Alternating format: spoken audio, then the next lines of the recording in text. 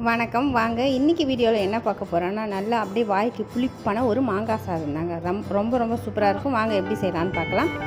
ஒரு கடாய் எடுத்துக்கோங்க, எண்ணெய் விட்டுக்கோங்க, கடுகு உளுத்தம்பருப்பு தாளிச்சிக்கோங்க. கடுகு உளுத்தம்பருப்பு வெடிச்சதுக்கப்புறமா கடலைப்பருப்பு, அதுக்கப்புறம் கொஞ்சமாக வேர்க்கடலை, அப்புறம் ஒரே ஒரு காஞ்ச மிளகாய், கருவேப்பிலை, அதுக்கப்புறம் பச்சை மிளகாய், இஞ்சி எல்லாத்தையும் நல்லா வதக்கிக்கோங்க. கொஞ்சமாக மஞ்சள் பொடி சேர்த்துக்கோங்க.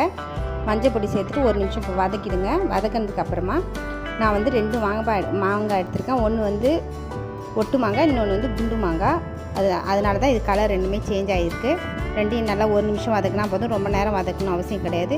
இப்போ வந்து நம்ம சாதத்தில் கொஞ்சமாக உப்பு போட்டுக்கோங்க. உப்பு போட்டதுக்கப்புறமா இந்த வதக்கினதை எடுத்து நம்ம சாதத்துக்குள்ளே சேர்த்து நல்லா மிக்ஸ் பண்ணி எடுத்து சாப்பிட்டு பாருங்கள். ரொம்ப ரொம்ப சூப்பராக இருக்கும். ட்ரை பண்ணி பார்த்துட்டு எப்படி இருக்குன்னு சொல்லுங்கள். நல்லா மசக்கையாக இருக்கிறவங்களுக்கு நல்ல ஒரு சூப்பரான ஒரு மாங்காய் சாதம் ரெடி. இந்த வீடியோ பிடிச்சிருந்தா லைக் பண்ணுங்கள், ஷேர் பண்ணுங்கள்.